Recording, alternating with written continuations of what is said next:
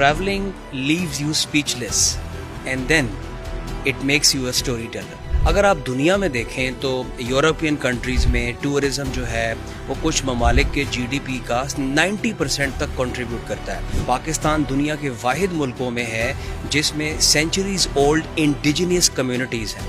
میں کالاشا کمیونٹی کی بات کر رہا ہوں. سری لنکا دنیا کا واحد ملک ہے جہاں پر ٹی ٹورزم ہوتا ہے. دنیا بھر سے سیاح وہاں پہ صرف چائے کے مختلف ٹیسٹ لینے کے لیے آتے ہیں. پاکستان اور سیاحت یہ دونوں ہمیں لگتا ہے کہ شاید یہ ناممکن ہے کہ پاکستان کے اندر سیاحت بہتر ہو، لیکن کئی لوگوں کے یہ بھی لگتا ہے کہ یہ واحد ذریعہ ہے کہ جس کے تھرو ہم اپنی اکانومی بلڈ کر سکتے ہیں. آپ سے میں پوچھوں کہ پاکستان کو سیاحت کی کتنی یا سیاحت کی جو انڈسٹری ہے، صنعت ہے، اس کی کتنی ضرورت ہے، یا اوورآل ہم دیکھیں تو پاکستان میں پوٹینشیل کتنا ہے سیاحت کا؟ انسانی تاریخ میں ایک بہت بڑا انسان گزرا، اس کا نام ہے ابن بطوطہ.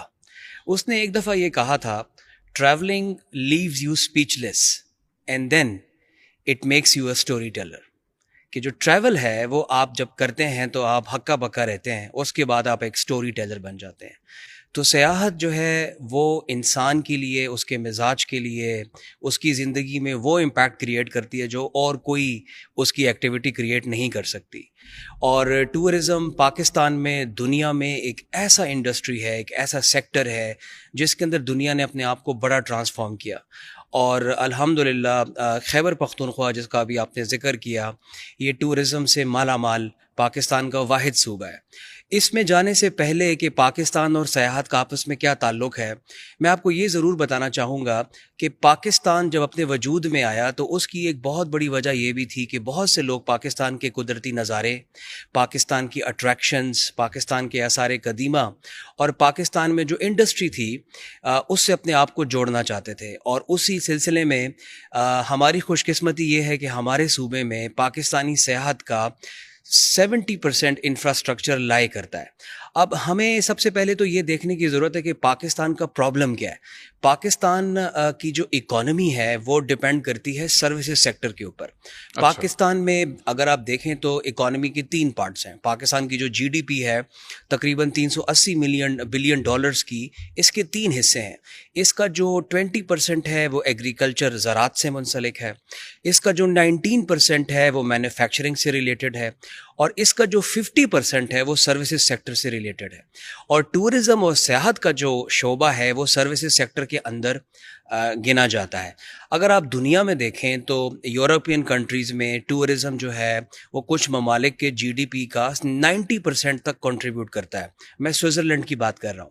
اسی طرح آپ باقی ہمارے ساؤتھ ایشیا کے ممالک کو دیکھیں، ان کے اندر ٹورزم نیپال کا تقریباً 40% ان کی جی ڈی پی میں کنٹریبیوٹ کرتا ہے. لیکن انفارچونیٹلی پاکستان میں جو ٹریول اینڈ ٹورزم ہے اس کی جو اوور آل کنٹریبیوشن ہے یہ تقریباً 5% ہے. اور اگر آپ سروسز سیکٹر کو دیکھیں تو اس کے اندر ہمارا جو یہ سیکٹر ہے اس کے اندر ہم ریٹیل، ہول سیل اور بینکنگ سیکٹر اور انفارمیشن ٹیکنالوجی کی وہ کرتے ہیں. لیکن ہم سروسز سیکٹر میں ٹورزم کو وہ اہمیت نہیں دے سکے جو وقت کی ضرورت تھی، جس سے ہم اپنی ڈیسٹینیشنز کو گلوبلی اٹریکٹیو بنا سکتے تھے اور ہم پاکستان کے اندر اور بھی دنیا سے غیر ملکی سیاحت کو لے کے آ سکتے تھے.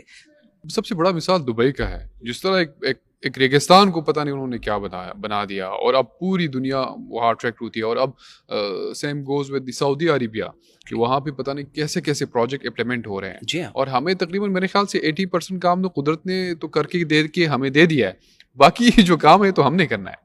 پاکستان دنیا کے ان واحد ملکوں میں ہے جس میں بدھا کی سب سے اولڈسٹ اسٹوپاز اویلیبل ہیں. پاکستان دنیا کے واحد ملکوں میں ہے جس میں سینچریز اولڈ انڈیجینس کمیونٹیز ہیں. میں کالاشا کمیونٹی کی بات کر رہا ہوں، اور ان کی تعداد اب پوری دنیا میں بالخصوص پاکستان میں 4000 سے کم رہ گئی ہے. اور اگر ہم نے سیاحت کے ڈپارٹمنٹ کو، محکمے کو امپورٹنس نہ دی تو خدشہ یہ ظاہر کیا جاتا ہے کہ یہ دنیا کا جو اولڈسٹ سویلائزیشن ہے کالاشا، یہ اپنے اختتام کو پہنچ جائے گا. اسی لیے میں سمجھتا ہوں کہ ٹورزم پاکستان کی اکانومی کے ساتھ ساتھ پاکستان کی سوشل کوہیژن میں بھی بڑا امپورٹنٹ رول ادا کرتا ہے. جس طرح آپ نے اگزامپل دی دبئی کی، دبئی مرینا 2000 میں وجود میں آیا، جس کے اندر گورنمنٹ آف دبئی نے یہ سوچا کہ ہم اپنے جزیرے کو انٹرنیشنل لیول کے اوپر ڈیولپ کریں گے. میں پام جمیرہ کی بات کر رہا ہوں. آپ دیکھیں کہ پچھلے 20 سالوں میں انہوں نے گلوبلی انویسٹرز کو وہاں پہ دعوت دی. انہوں نے پام جمیرہ کے اندر 3 کانسیپٹس کو انٹروڈیوس کیا.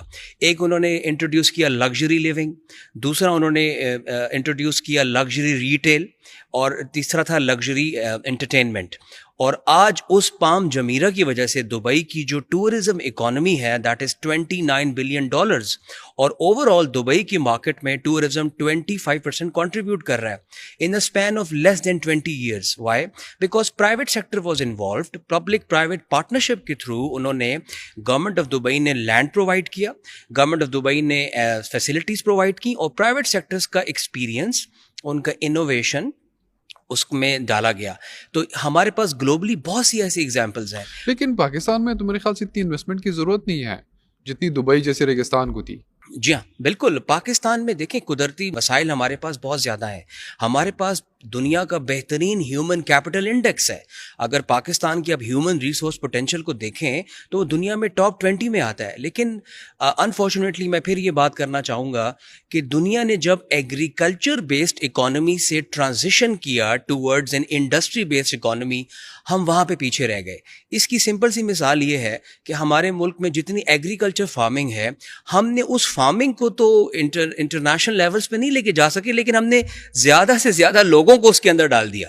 ہم نے مزدوروں کی تعداد بڑھا دی, ہم نے اپنے کھیتوں کی تعداد بڑھا دی, لیکن ہم وہ جو پروسیسز ہیں اور وہ جو انوویشنز ہیں ان کے اوپر کوئی کام نہیں کیا, جس کی وجہ سے آپ بنگلہ دیش کو دیکھیں, آپ انڈیا کو دیکھیں, تو انہوں نے اپنی اکانومیز کو آج سے 40 سال پہلے ایگریکلچر سے انڈسٹری کی طرف شفٹ کیا. لیکن ہم آج بھی ایگریکلچر بیسڈ اکانومی کے نام پہ جانے جاتے ہیں, اور ہمارے بجٹ کا بہت بڑا کمپوننٹ ایگریکلچر بیس میں جاتا ہے.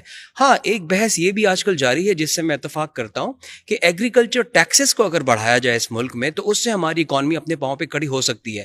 اب آپ نے ٹورزم کی بات کی, آپ دیکھیں سری لنکا دنیا کا واحد